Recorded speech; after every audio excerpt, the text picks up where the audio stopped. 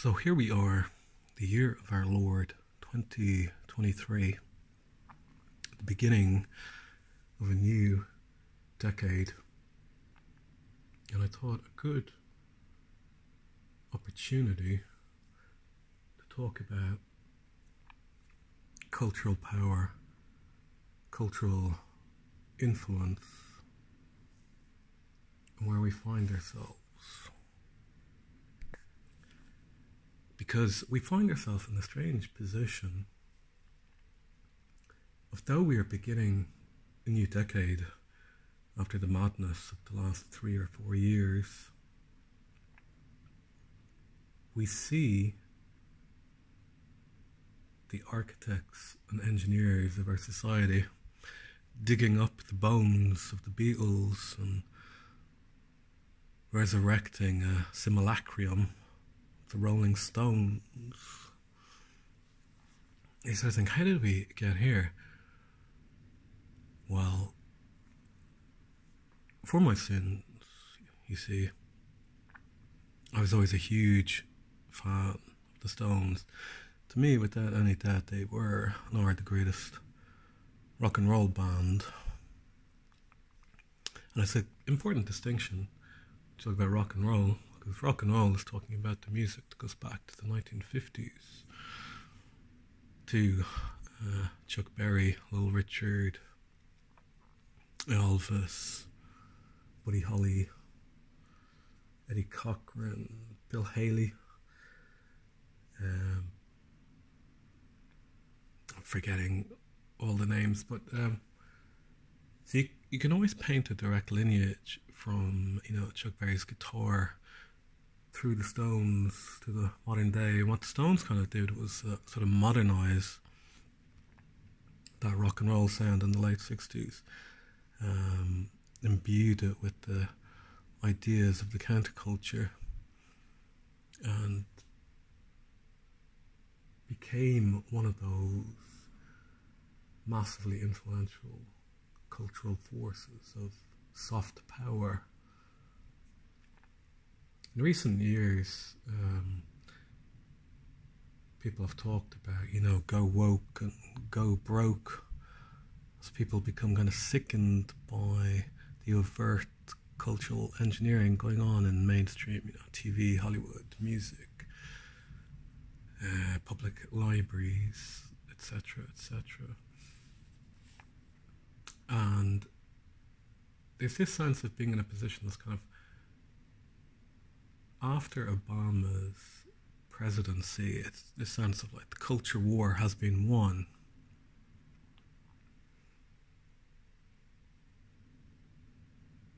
And we have to kind of look back askance at what happened between 1945 to 1991, the era of the Cold War,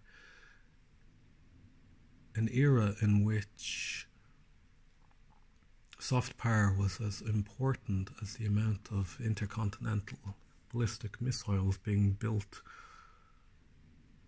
so there would be mutually assured destruction between NATO and the Warsaw Pact. And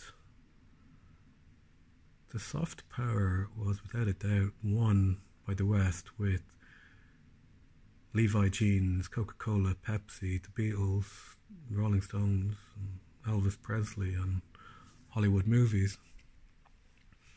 So we find ourselves in this weird position of looking back now, where the Beatles are yet again being resurrected with the final song apparently coming out sometime this year, and the release of a new Rolling Stones album next month.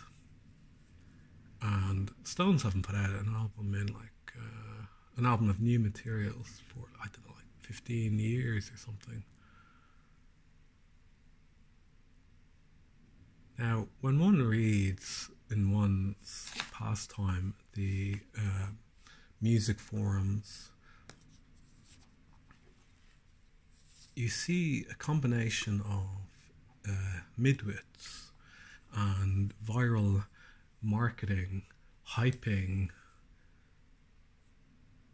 the excitement, the thrill of getting to hear a new Stones record in the year 2023, which is quite bizarre.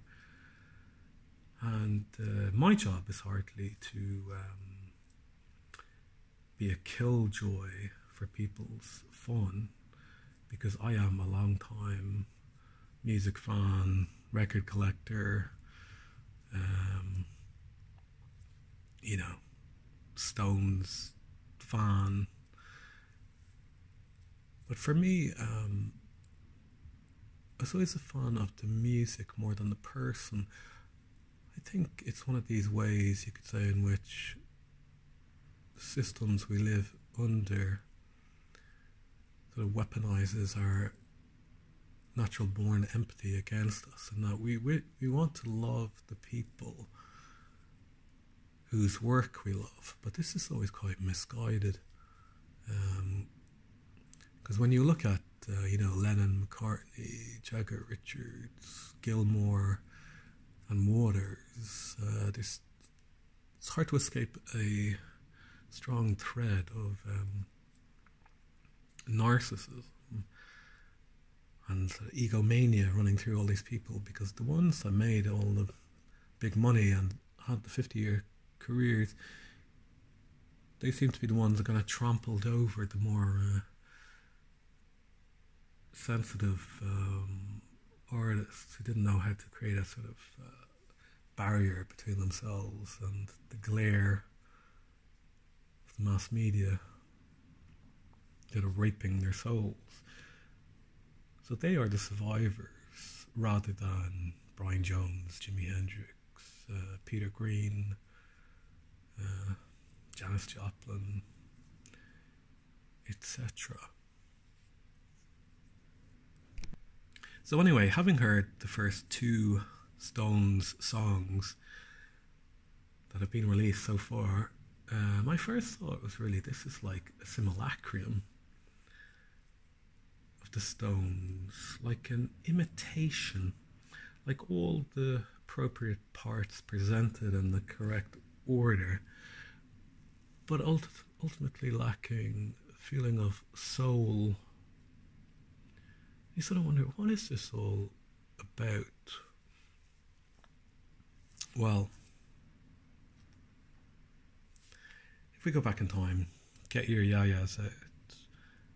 1970, the jewels and binoculars hung from the head of the mule. Charlie Watts. And it's just funny to think the mythology of these people. Charlie Watts, who is now sainted and blessed in heaven, obviously. I think the hardcore Stones fans, and I suppose Stones fans in general, they always loved Charlie Watts for being not embracing the kind of celebrity culture and sort of being more down to earth and kind of, making jokes about the career and lifestyle of the Stones, and people liked him as kind of down to earth figure,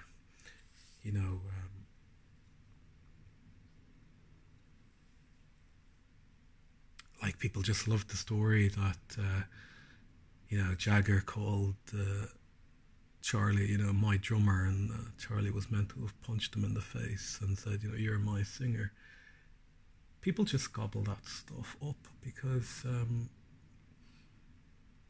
it's like a counterbalance to the extreme celebrity and lifestyle of Jagger and Richards. The idea that we have, Charlie, he was down to earth, and he was like us. But in reality, of course, he was a deeply eccentric and odd person.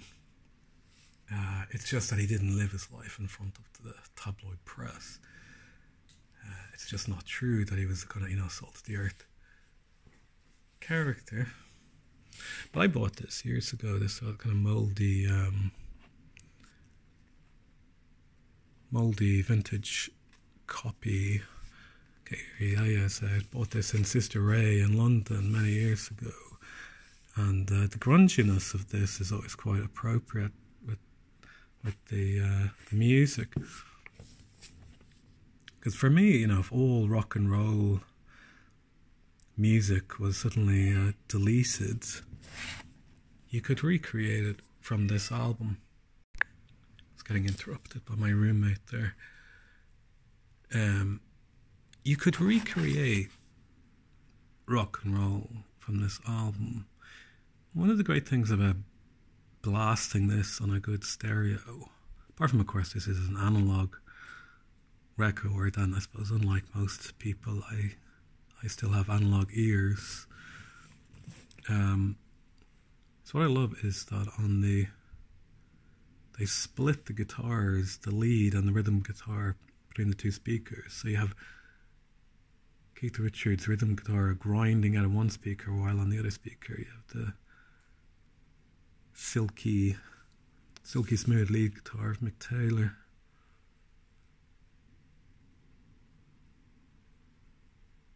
But this is the Stones circa 1970. I think this was recorded at Madison Square Gardens, November 27th and 28th, 1969. So this was the same tour that ended at Altamont. And it seems at that point we have the Stones going from representing the kind of street culture and counterculture, the youth culture of the time, to then really transitioning just to being entertainers when they're come face to face with the blood and death at Altamont. We got Mick there. We got here at the top. We got a very pale-looking Darryl Jones before he got a suntan. There's and then here on the left, we've got very young and handsome-looking Ronnie Wood. That's just a joke, obviously.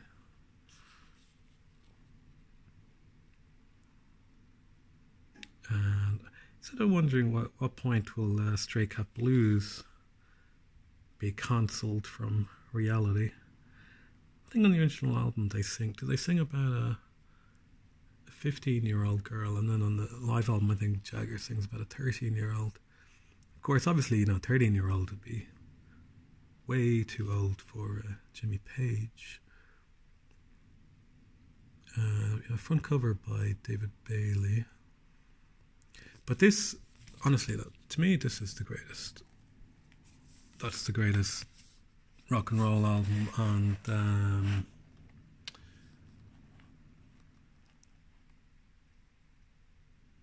rock and roll album, live album. And one, of course, has to differentiate that we're talking rock and roll, not rock. Best rock bands of the 70s era, depending on your taste, you'd have to say, The Who or Led Zeppelin.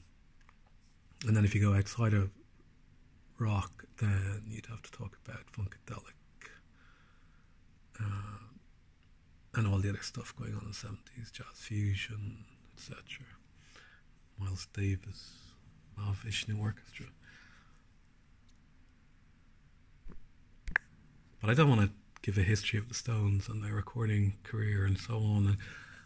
So I want to understand where we are now, 2023, because the three is interesting. It's like the beginning of a decade, a new decade.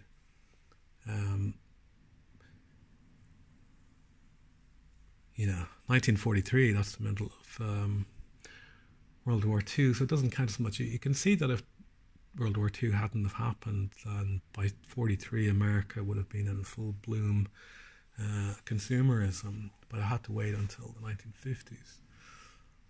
And that post-war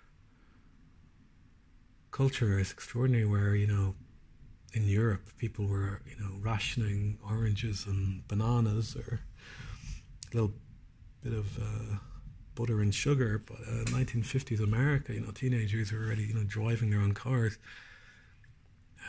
which most teenagers in Ireland weren't even doing in 1990s or the early 2000s. So it is extraordinary that a cultural dominance and how rock and roll is part of that.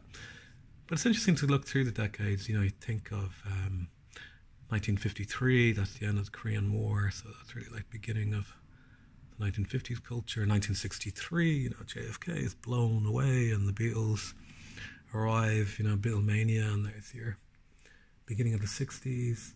73, what's that, Dark Side of the Moon and the oil crisis.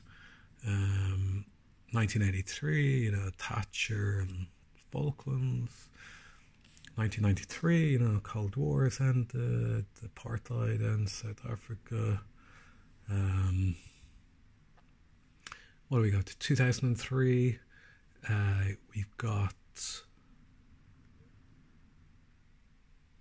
Iraq, Afghanistan, go shopping to help out George W. 2013, you're into Obama's second term. We'll come back to that in a second. And then here we are in 2023, and it's interesting. It's like we're at this peak of the technocratic system's attempt to transform the Western liberal democracies into a surveillance state, a panopticon. And it makes you think, if 2023 follows that natural growth state where it represents the beginning, then everything has peaked too soon for the technocrats and globalists.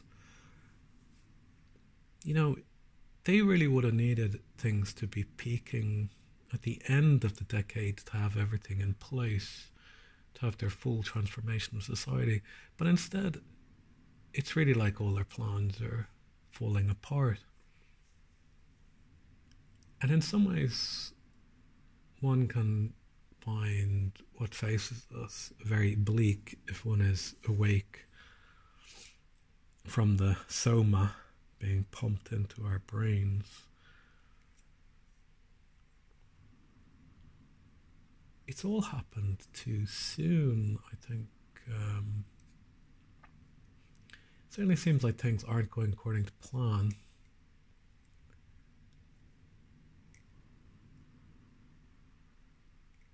I won't make crazy predictions, but one can look at things in broad terms and see how things are kind of panning out.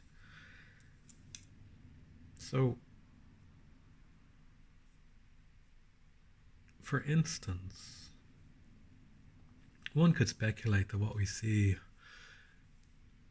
in America is like a third Obama term.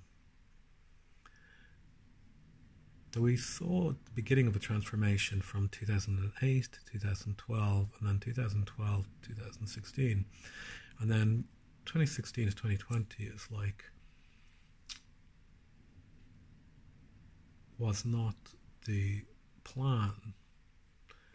But it's interesting going back to around 2012. Now, I can't remember the exact year, but it was around that time that we saw all these honors given by the American system to various vintage rockers from the 60s and 70s era. I remember they had the surviving members of Led Zeppelin were given awards at I think it's called like the Kennedy Center or Kennedy Awards, which is as close as they can get to knighting people. Which is always kind of amusing how impressed Americans are that various Pop-Tarts are given knighthoods and whatever. Anyway, but around that time, around 2012, there was the Led Zeppelin guys got an honour in America. I remember Bob Dylan being presented with some award by Obama, and I particularly remember Mick Jagger appearing, I think, with Jeff Beck at some White House reception, and wasn't there some footage of Obama singing a song? Anyway, what really struck me about that was that it was a sense of the system saying the culture war is over, we've won, we're in charge, and this is like our victory lap. The society has gone through an alchemical transformation, and we are at the end point of it now, and we are now awarding our heroes for having fulfilled their, Faustian pact with the devil, who, of course, in this instance was played by Obama, the original Manchurian candidate. And it really struck me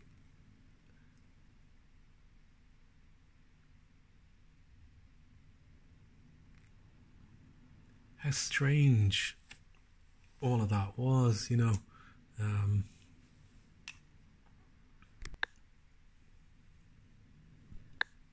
I think in the era, the post-war military-industrial complex era of the 1950s to the 1970s, Vietnam, there was this sense in that cultural war that all the money, the wealth, the power was owned by the old school industrialists, the oil industry, the factory owners, the people making the tanks and the aircraft. And they looked at the left wing and the socialists, the communists, sort of infesting the universities and the school systems. They sort of looked at that and sort of laughed at the idea that they had lost out this soft power. They were saying, hey, okay, you want to go and study about Karl Marx and Engels in Berkeley? Go ahead. We're not going to fight you. We own the oil industry. We own the factories. We own this land.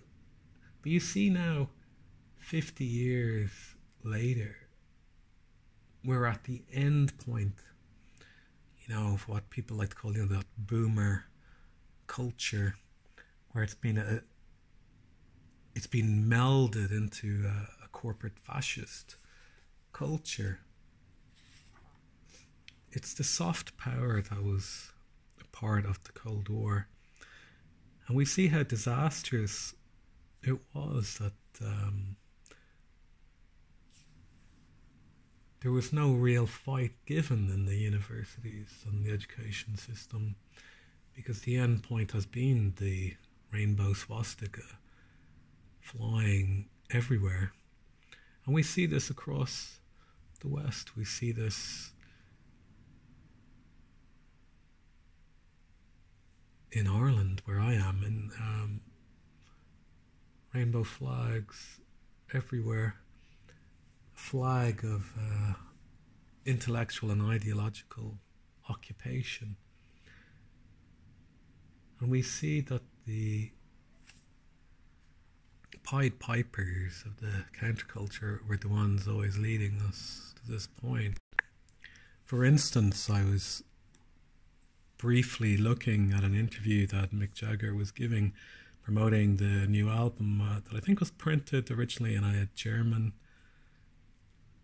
newspaper. I'd copy and pasted into some forum post, and he was talking about being angry and talking about the real heroes were like that, were like the midget in the midget Che Guevara Mr. Ilansky. And it's just really, it's really so embarrassing to read, to realise that those Pied Pipers and heroes of the counterculture were really never more than puppets living inside a gilded cage. And that applies to all of them, you know, the Stones and Paul McCartney and, you know, obviously, you know, Dave Grohl and Elton John. And it's actually funny, it's pretty much all the people who appeared on that broadcast they did when everybody was locked down and they had all those classic acts doing, you know, videos from home. So everybody who appeared on that, sort of, you can say they're fully signed up to the technocratic corporate fascist system. And you think, you know, it's amazing, you know, for all their wealth and celebrity, they are still just puppets. Because you wonder why do the Stones and Paul McCartney still exist as a cultural force in the year 2023, and this kind of last gasp of their influence upon the culture, the pop culture, their sort of influencer status. It does make you wonder, was it always planned out that if these people survived, that they would be used? You know, we saw, for instance, McCartney and Ringo Starr talking about being inoculated with various experimental substances by the corporate fascist systems who have no liability, encouraging their fans to get jabbed to go to their shows. So certainly, McCartney, Ringo Starr, and the Stones all said to their fans, you gotta get jabbed to go to our shows. So, you know, if that was the most important thing in your life, if these were the people that you willingly gave your love and empathy to, you'd sort of open the two-way doorway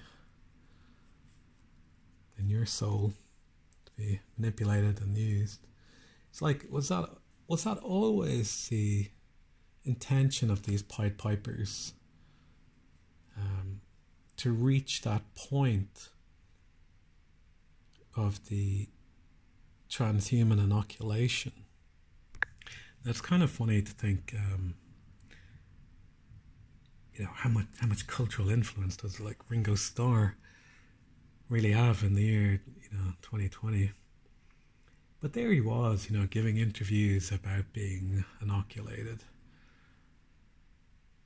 and you think, well, even if to the system he represents like a 5 or 10% influence on what people will do, then the system will use it.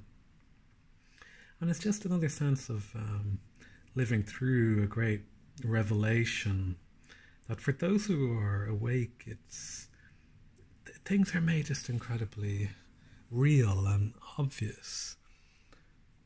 The splitting of humanity between those who are lost in a kind of trance state and those awakened to an epoch of revelation, or that's what, you know, the apocalypse is. It's the revelation of the truth of our society and how we live and how it really runs, and what all this cultural power is. I think people have been very slow to awaken to what all this cultural influence is. Like I said, people becoming disgusted with mainstream Hollywood TV, music in the last few years, but it's the same stuff. It's always been that way from that post-war era, 1945 to 1991. It's just at times we thought the rebellion was for personal freedom, but in reality it was more a personal freedom to be a consumer, to choose. The freedom was to choose Coke or Pepsi. That was as far as it went.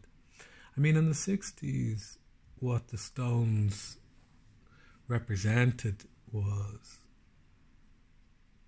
being kind of leaders of a youth culture. That first post-war youth culture, looking for freedom, excitement, liberty. And what they really were libertines. The victory they represented over time, as they went from the 60s into the 70s, was a victory of lifestyle, of the personal being political, but in no way ever challenging the real levers of power. If any of those mega selling artists such as Beatles, Stones, Led Zeppelin, The Who had really represented political forces, they would have done things like set up completely independent record companies and distribution companies. They would have owned the masters of their recordings. Instead, it was all sort of style over substance, and the medium is the message.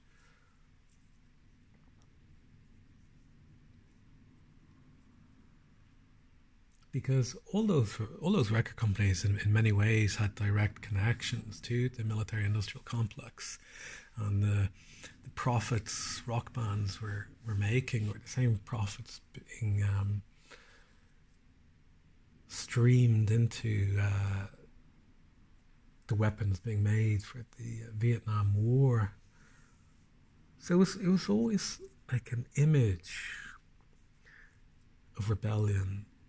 You could say a simulacrum of freedom and rebellion that people bought into, because in people's personal lives, you could be living a kind of hippie lifestyle in the 1970s, but still going to your job for a corporation, from anything, from McDonald's to working in an office or a bank. But on the weekend, you could smoke a joint and go to a rock show and have some, PCP or whatever.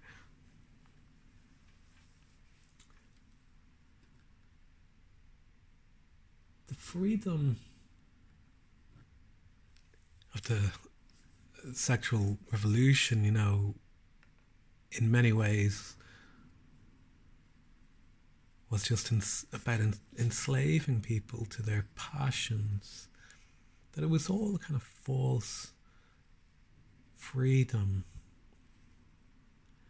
And what you see when you get to 2012 and the second Obama term in office was that sense of we're at the end point of all that.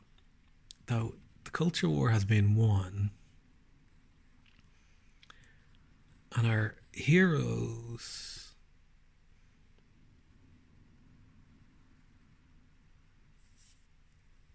are quite happily to present themselves as corporate puppets and stooges.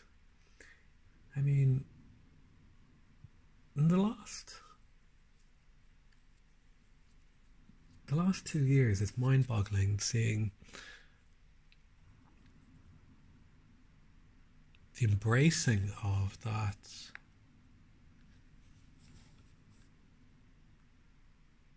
corporate medical industrial complex, and at the same time everybody suddenly being very pro-war on the far left. And a kind of disgust fills your heart and soul as everybody sings, give war a chance. And you think, yeah, they really only rejected war when they were facing being drafted. So the technocratic system engineers and architects realized we need to use an army of mercenaries, so people don't really care when a few people die. What we see in Eastern Europe is just a total slaughter, which is beyond comprehension.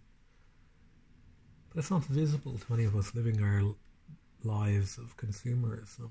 I mean, can you imagine if you looked in a newspaper and saw headlines like Germany has lost 50,000 men in the last week, Britain has lost 80,000, and France has lost 100,000 on the Eastern Front.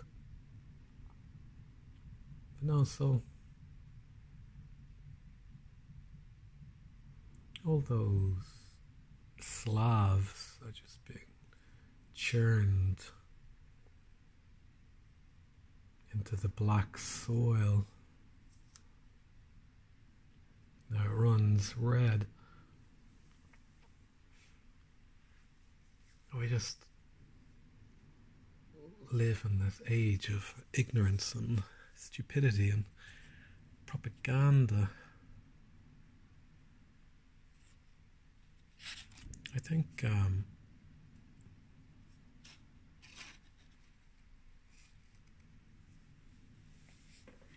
what's so sort of dispiriting about looking over those like 50, 60 years of the rock culture and the counterculture is seeing how much it overwrote our folk culture. You see this with buskers and, you know, people meeting up to play the ukulele and all this stuff. But what are the songs they're playing? You know, they're playing all the songs from the 60s to the 90s. It's all the technological. You could say, well, somebody said this, you know, like rock music, rock and roll and rock music was like technological folk music. That's not quite right. It's more that technological folk music and consumerism seem to have been very skillfully used to overwrite the folk memory and the folk culture and the ancient memories of the indigenous people of Europe and those European people who settled America. It's all about separating you from the landscape, history, language, oral traditions. Like, I don't think I fully understood what the difference between a literary culture and a culture that has an oral tradition until the last few years. Because cultures that have an oral tradition that keeps alive stories and mythology and it's a living process of, you know, elders passing on stories to younglings. But once this information is placed in a book and then placed in a library and then placed in an archive, it's not actually saved. It just becomes psychic dust. And then psychic dust that can't compete with television, cinema and pop music, whether that's rock and roll, rock, disco, punk, or hip hop. You know, it's all pop music.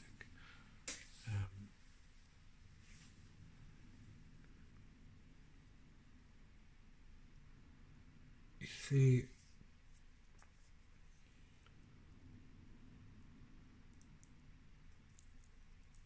you know, if you can't, you know, memorize the story of, you know, Beowulf or the Odyssey or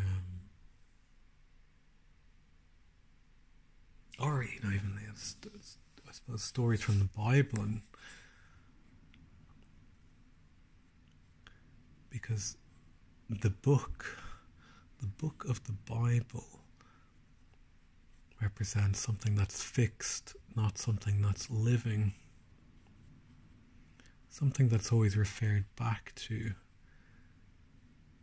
And so much has been lost in those fairy tales, folk tales, and people singing a folk song with the guitar that talks about,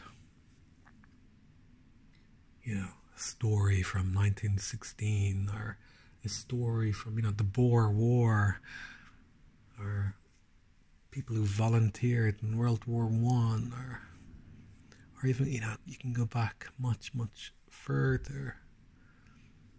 But now you see how the technology imprinted upon our consciousness. And I don't know if they realized how successful they would be, or how vulnerable human beings were to all this technology. Because I often think how that first generation of Beatle fans, I suppose the first two generations, were so innocent, like in a completely open, pure state, who then came into contact with a technological message that was imprinted upon them. That those American Beatle fans and their total innocence were like the phenomena of baby geese who see the man with his little plane, the microlight, as their mother, and he flies away with them, and the baby geese follow to learn how to migrate in the winter, fly away home with Jeff Daniels. And I always think those American Beatle fans are really just baby geese who would never come into contact with a higher culture or a sophisticated culture. They lived in a kind of open, suburban innocence, and their minds were captured by the novelty of hearing something that was both alien and familiar. Familiar in that, you know, the Beatles looked like them, but they had funny accents. Familiar that it was American rock and roll, but with a twist. And who could have predicted that incredible success that all those British invasion acts had in capturing the American consciousness? Because you have JFK blown away in 1963, and then immediately, just a few months later, there are the Beatles, and you would think they provide like a sense of joy and relief and, you know, excitement to the youth culture. But you would have thought that the entire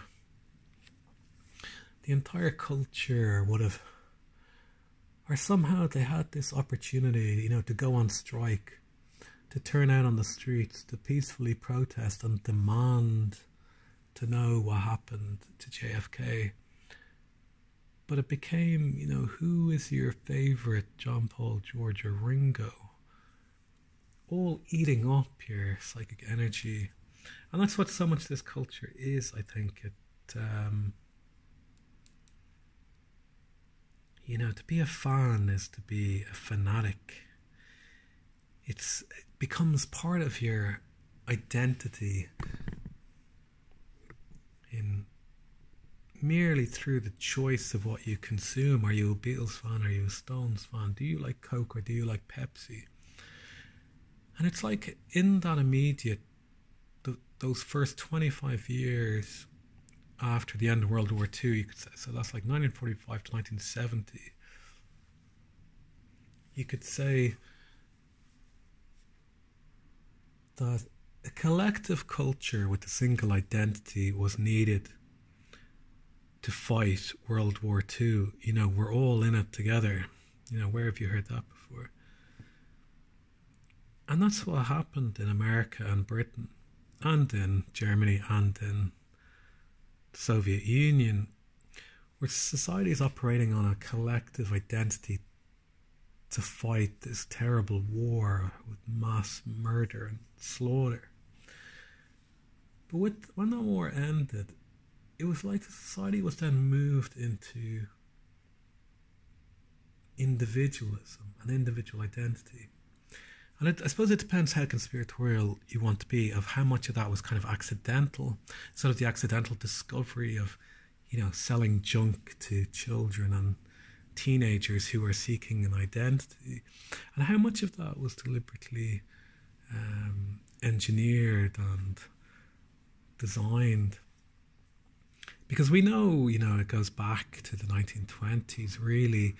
You could say the 1920s was like the first attempt culturally transforming society, you know, women expressing their freedom by smoking cigarettes and all that rubbish, you know, that all stems, you know, from the wretched Freudians and Friends and all of that. But you got the crash in the 1920s and the depression in the 30s, so on. So it's like the 1920s was kind of prototype transformation after World War One, but then it went full steam in the 1960s through the 70s. And there, you as an individual growing up in that society, you got to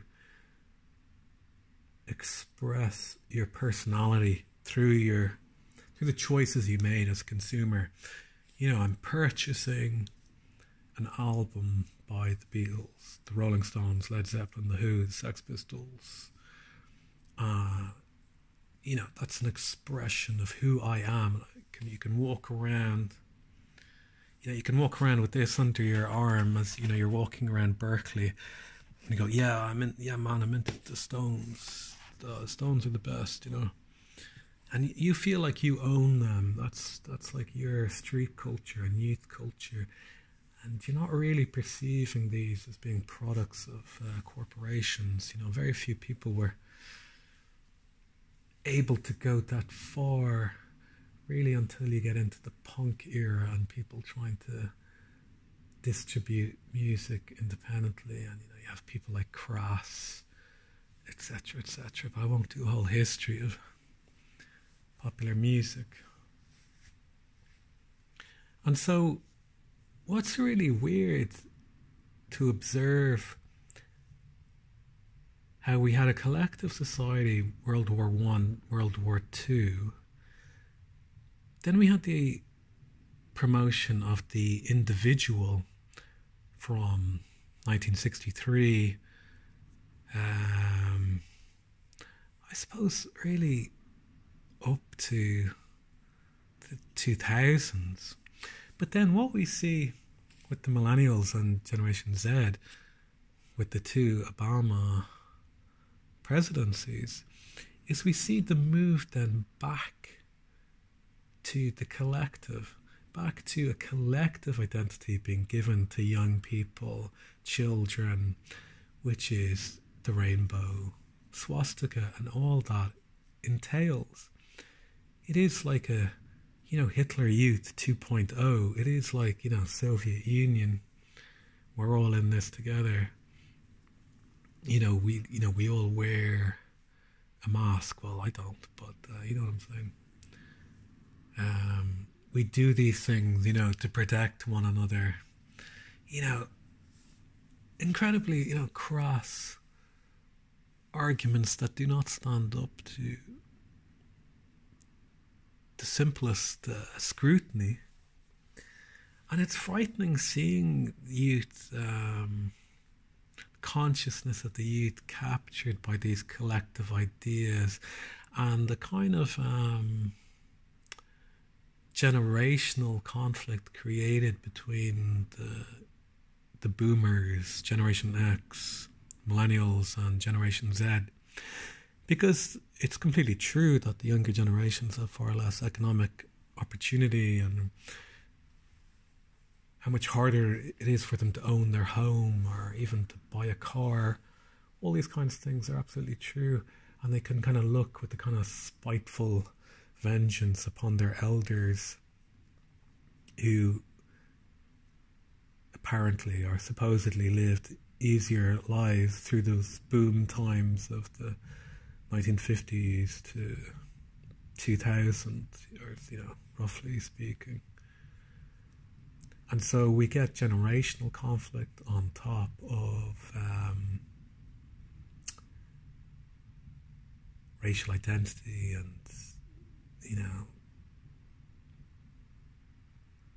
all 26 letters of the alphabet, deciding how you identify in a hierarchy of victimhood, which is so repulsive. It's a topic that has to have its own analysis in depth because it's so grotesque.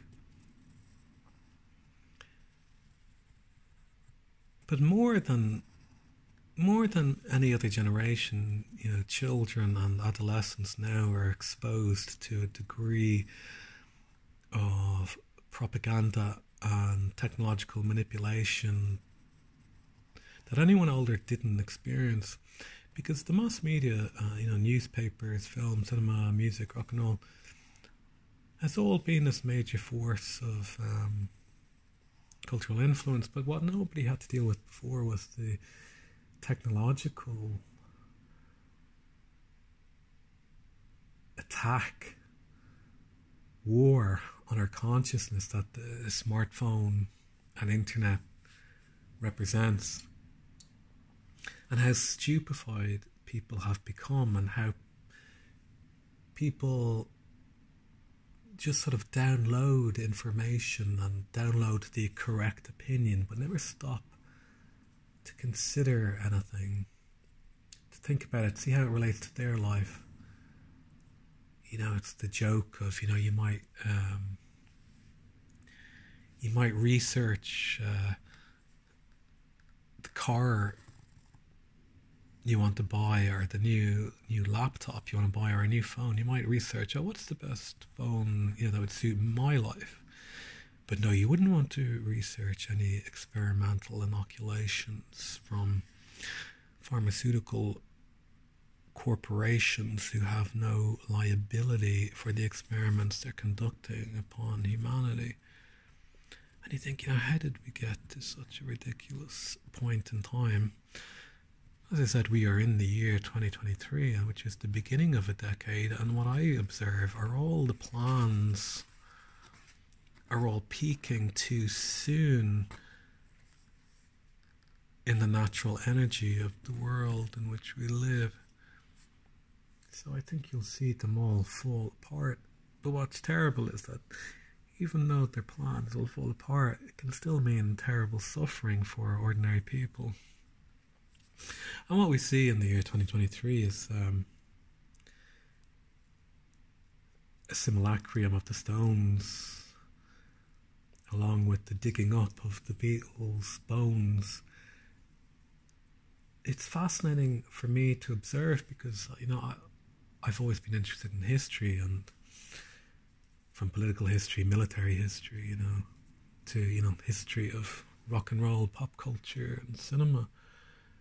And it is very much seeing like an end point of all the plans that were put in motion in the post-war culture, where after World War II, our societies were infested with the ideology of fascism and the military-industrial complex, and the importation of extremely nasty people who went to live in places like Canada and America and infested all the institutions with extremely evil, anti-human ideas. And we'd see the end result of that with all these very elderly people clinging on to power. People who look like they're having a stroke every 5 minutes, on Capitol Hill, and the younger people who are of such mediocrity because all they had to do to get their position was just to say yes, and their mediocrity is their ultimate downfall because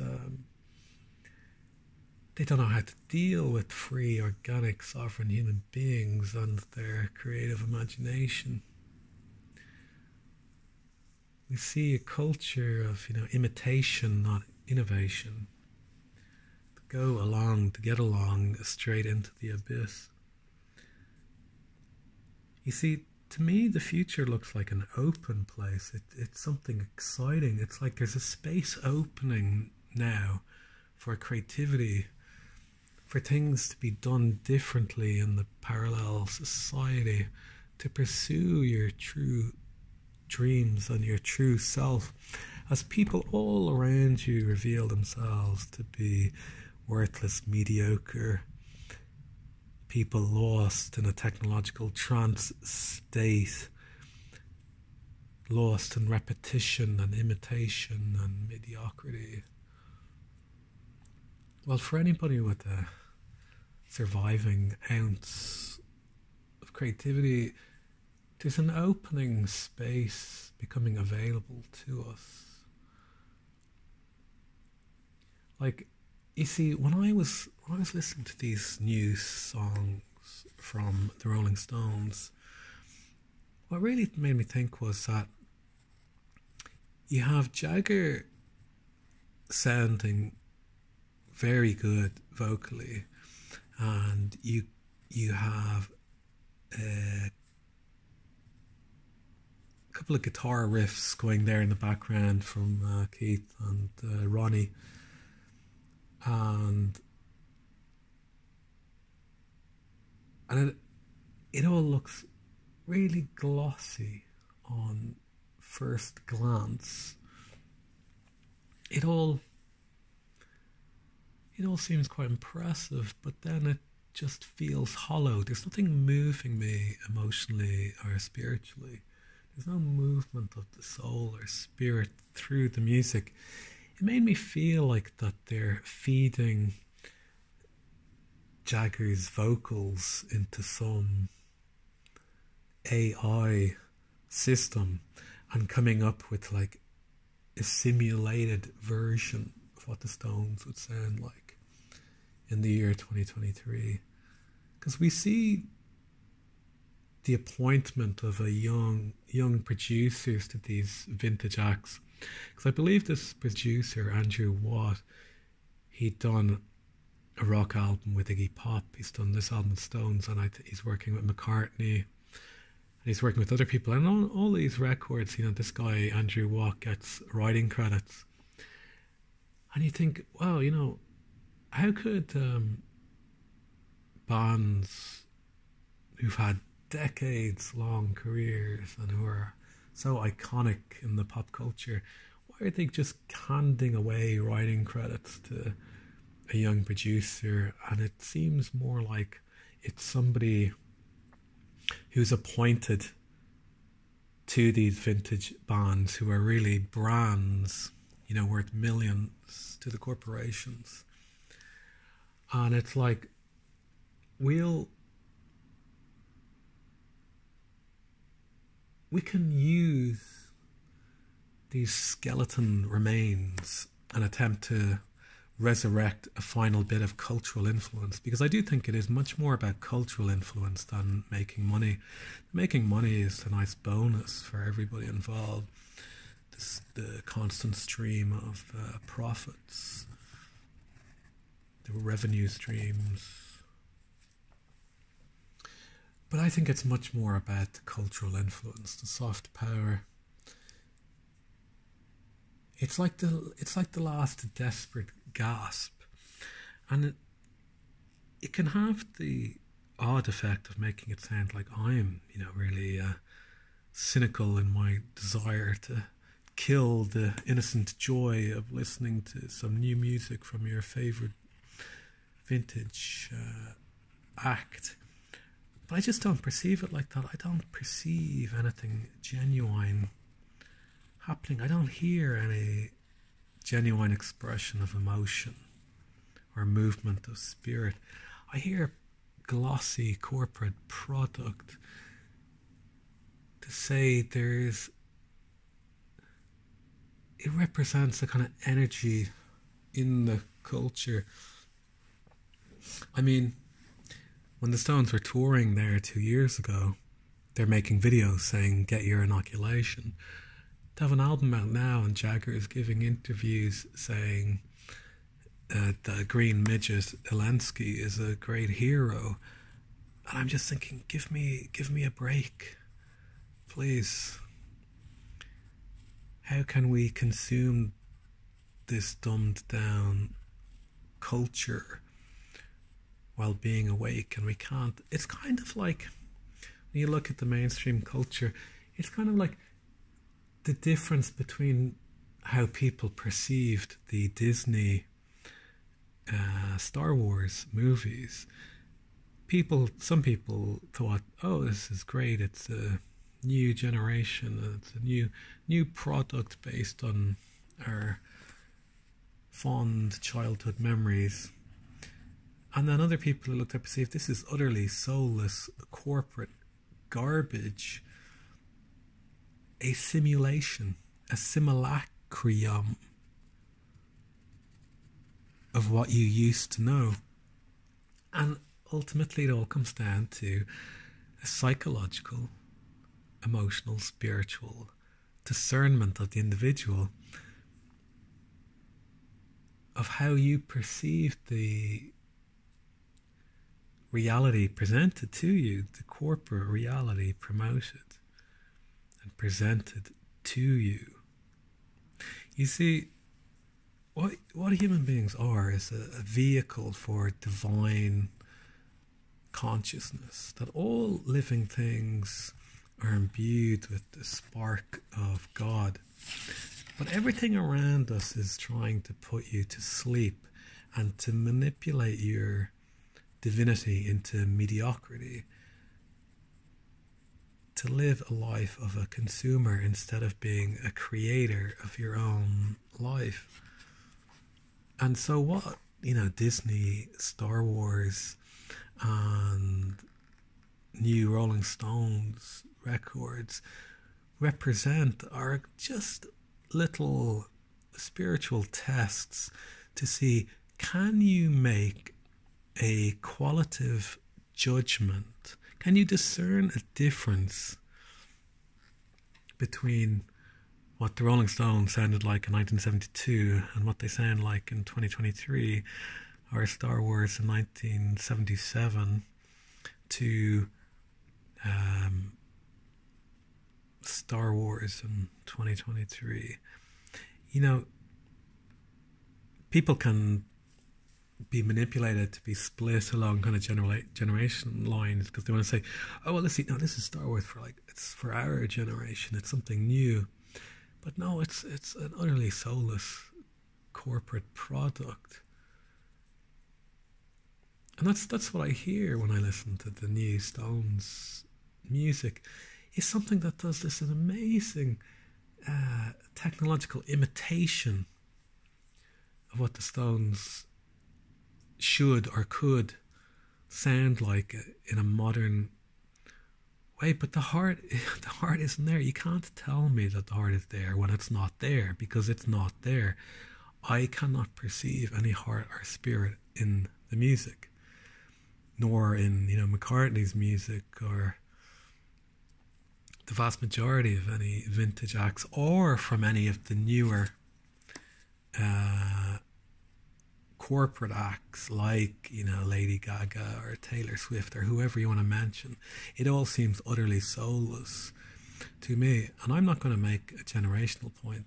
I think there are as talented people out there now as there were in the golden age of rock in the 60s and 70s.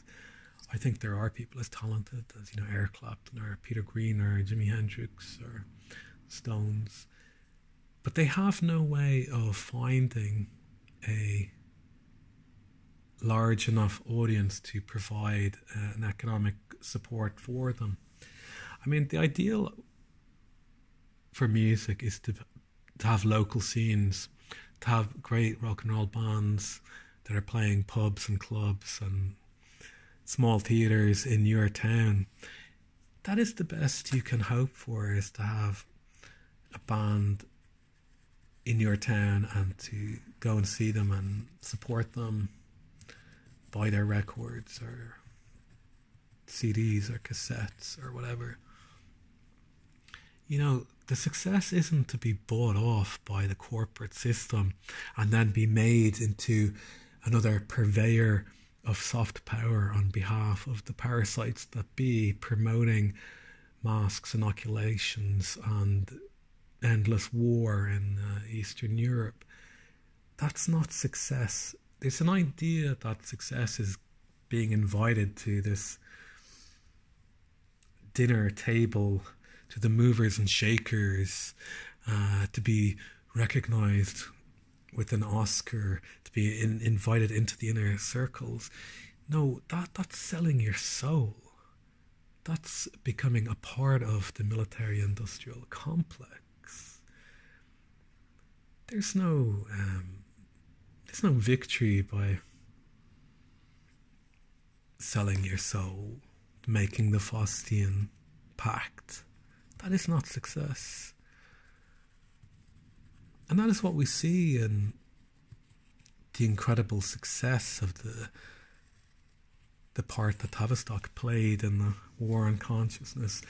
When you walk down a street and a busker is singing Wonderwall, and then the next busker is singing Let It Be, and then the next busker is singing, One Direction or Taylor Swift or whatever. That's a technological overriding of your folk culture, because an oral culture and a folk culture is something that belongs to you. It's something that's dynamic. It's something that involves the crafting of narrative and storytelling about the life you're living. But what we get instead is an imposing of technological folk music on top of our culture. So wherever you are, whether you're in Dublin, London, New York, you're hearing someone singing Let It Be. That's not a good thing. That is not an advance in human civilization. That is the creation of a more bland world. It's a world of where you have a choice of sitting in Starbucks or McDonald's. It is not a good thing. And the Beatles have become like a religion for some people, like a perfect religion for perfect citizens of the New World Order. Something that everybody can like in an incredibly bland and mediocre way. It's a sameness. It's like a Philip K. Dick short story where something is like an idea is endlessly replicated, and it's writing over organic reality. It's overriding our history, our art, our stories, our mythology, and it's giving you avatars of the future that you can put on a pedestal and look up to on your wall. And when you're safely ensconced inside your pod, you can then have all the appropriate lights, sounds projected into your private space that then create the desired emotional state, excitement or melancholy, relaxation.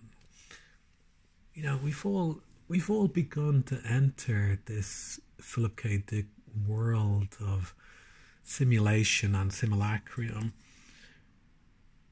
It's the world of a brave new world. And if you awaken to the reality of this brave new world, constantly massaging your consciousness with soma, you find yourself awakening to a tyranny of 1984, where you're under continuous surveillance. If you're safely sleeping, you're living in a brave new world. If you awaken to the tyranny, you find yourself living in 1984. But again, it's not that I think they've won. It's more to understand where we are.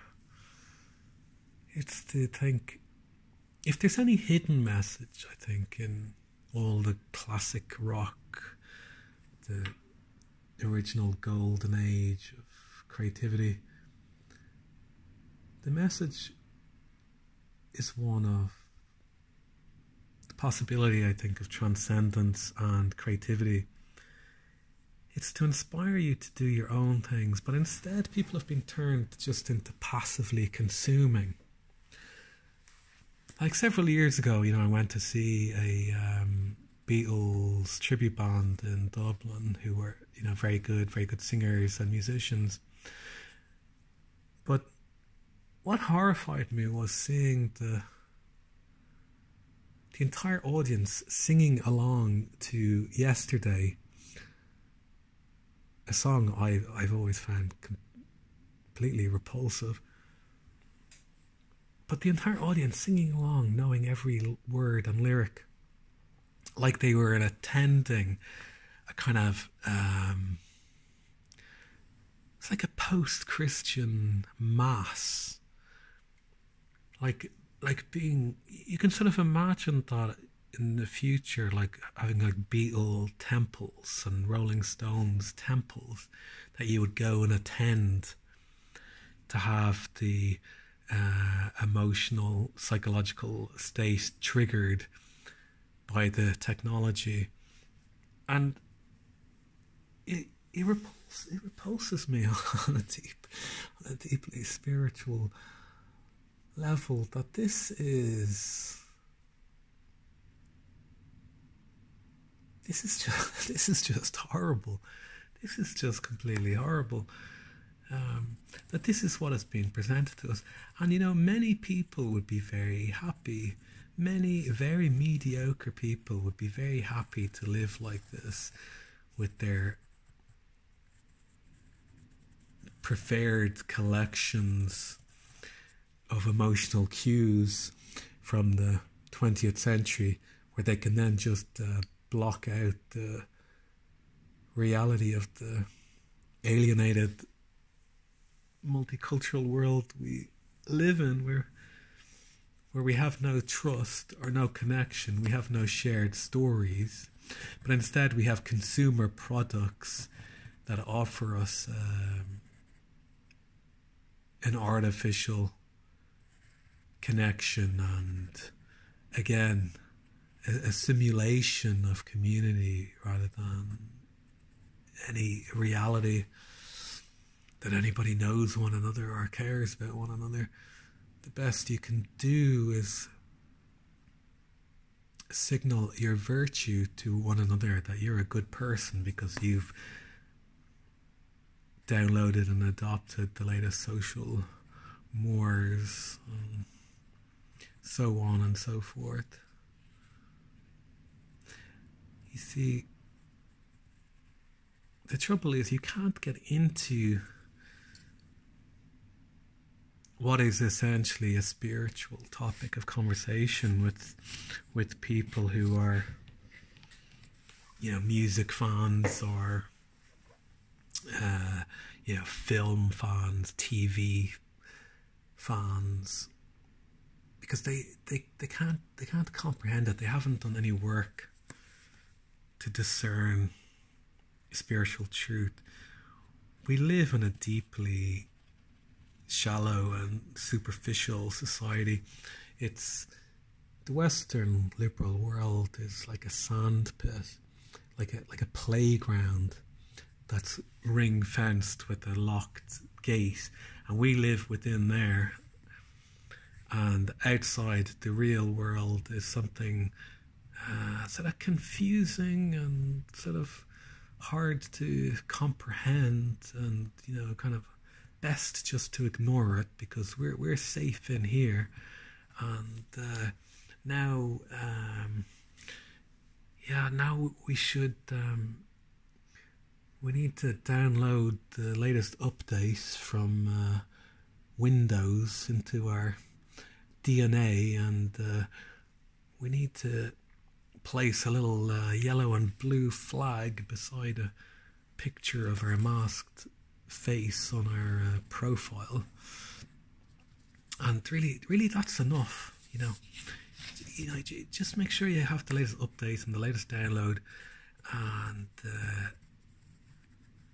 that's really enough. Don't worry about anything else. The world's a very confusing place. Don't think about it too hard.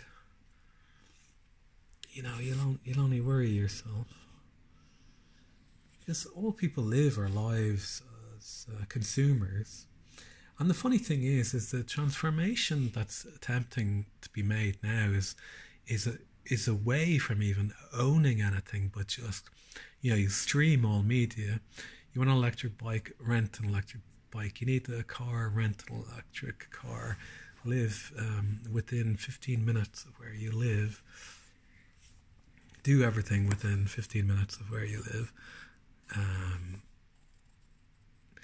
You don't need new clothes. Well, just rent them, as long as you have a good score. My score would be pretty terrible because I rarely wait for the green man to cross the road.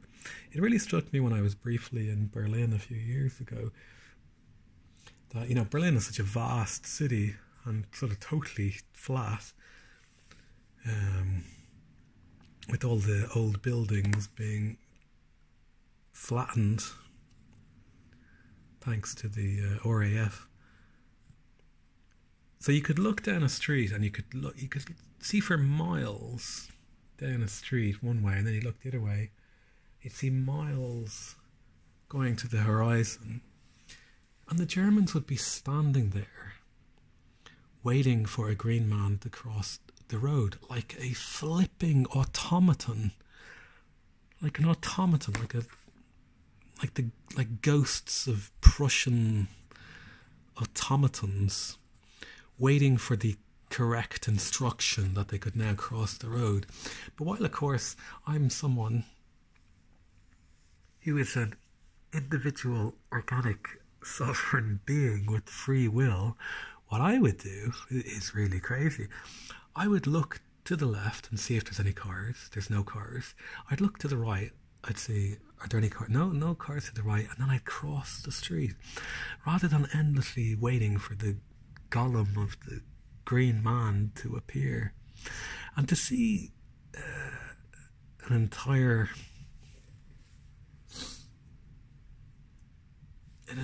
nation of people become so atomized and turned into robots. It's just terrifying. But of course, in Europe, in the EU-topia, there's a great sort of competition of who are the top 10 brain dead citizens of the New World Order. Because you can say a lot about the Germans and how they had their soul raped from 50 years of American occupation, and then you have the Swedes with their utterly gullible high trust society, introduced to a medieval uh, alien culture implanted upon them. You have the British who are, you know, utterly lost, and you have the Irish who seem to have overnight abandoned all their cultural and historical identities. So whoever you want to complain about in utopia, we're all in a very bad way. For all the terrible things you can rant about Ireland, you can easily find yourself ranting about Sweden, Germany, Canada, New Zealand, Australia, because we all find ourselves within this same technological transhuman transformation of society, and that by going along to get along, all that it is doing is carrying you into the abyss, when what we're meant to go through is a process of individuation and self-actualization, the acknowledgement of the shadow and the realization of the wholeness of the true self becoming itself ever more with every day that it exists, as we attempt to move towards ourself, our true self, awakening to our true power and creativity. But instead, what we see nobody doing that, you come to the conclusion that, you know, it's not possible for societies to have a process of individuation and self-actualization. It's only something that the individual can do on their own.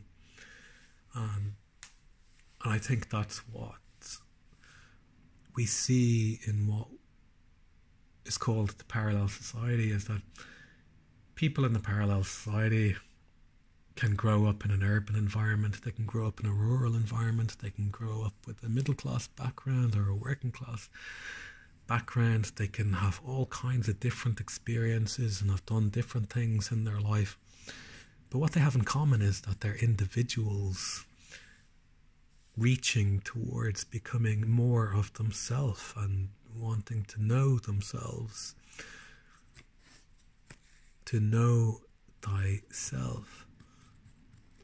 And what we realize is that we're surrounded by flipping idiots and gullible morons and people fast asleep and people in a trance state, and people who are like on their first incarnation after being a cow and a sheep, perhaps, perchance, I don't know. And you know, the NPC meme is a very amusing meme and a powerful meme that people have employed in recent years. The only thing I dislike about the NPC meme is that it can make people think, and perhaps make younger people think, is that this is some new phenomena that we're dealing with. But that's not true. The technology is altering human consciousness. But the NPC, the automaton, has always been a part of the human race. To see this, all you have to do is go back and read what Gurdjieff and Ouspensky were writing about at the time of the Russian Revolution and Civil War 100 years ago. They encountered exactly the same thing, that most people were lost in a dream. And you can go back and read the Bible and see that the predicaments that people found themselves in, you know, from the prodigal son and friends,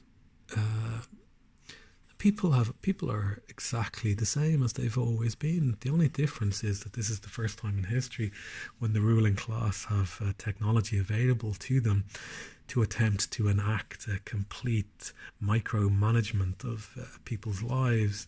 And this never existed before. That is the difference. The technology has made the possibility of total control a fantastical wet dream for the parasites that be. But the parasites are all very elderly now, and they're dying off, and their plans have all peaked far too soon. As I said, we are at the beginning of a decade. After the madness we have gone through, we are actually only at the beginning of something, not an ending. And that is something that gives me hope and encouragement and energy, is that what is presented to us is something closing down, while what we see in nature is something always coming into bloom and opening up in the cycles of nature. Nature can never be dominated and completely controlled. It's a fact of our metaphysical reality that the divine slips through the stream of light flowing into this world, the light that is present in all of us who are alive to ourselves. You see, what happens with political systems and ideologies is that eventually, in 1945, the sunlight streamed into the broken bunkers of Berlin. The light streamed through, and there was reality. In 1991, the Soviet Union collapsed and millions of people died and drank themselves to death and were utterly bereft of meaning or security in their lives, because reality returned, and the same will happen to whatever systems the parasites put in place. Even if they achieve a complete technological panopticon in the Western world, overnight, solar flare would erase all their technological control. And the Amish would be there to teach us how to farm, if we were lucky.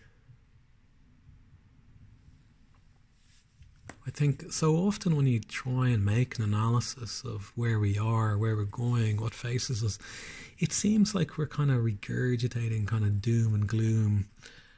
But I don't see it like that. I'd say we have to face what faces us. We have to see the truth of things. But it's not to believe that they've won or they're in control. We're talking about the utterly delusional, and we are the artists and creators of the future.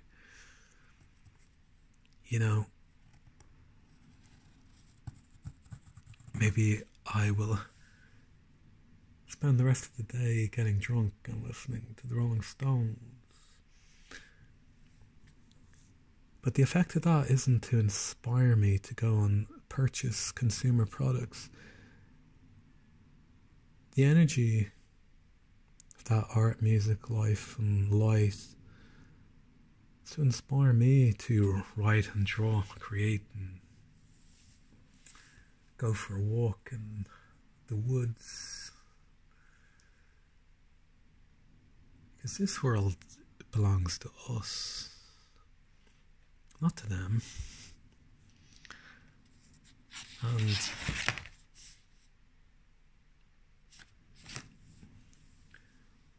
what fandom does is rob us of creative energy.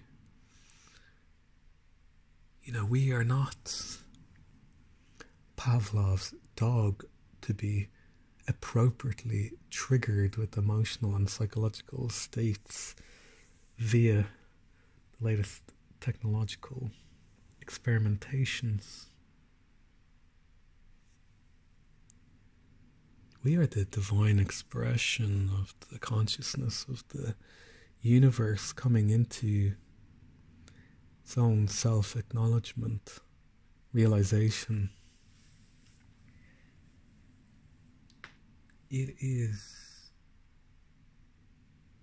a journey of exploration and something to excite you. To say, I can't believe this is the year 2023. We are at the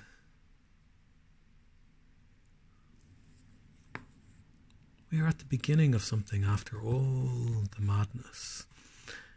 And you can say to yourself that you know you've been on a unique journey that nobody else has experienced. One that has perhaps prodded you towards seeing the shadows on the wall for what they are, and the shadows that lurk within your own psyche and soul, and saying, I looked at them,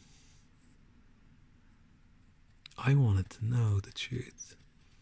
That was the deal I made with the universe, was give me some truth. Nothing else is acceptable. We know we can delude ourselves and fool ourselves, and we can attempt to allow ourselves to be absorbed into an endless and meaningless satiation of sensation.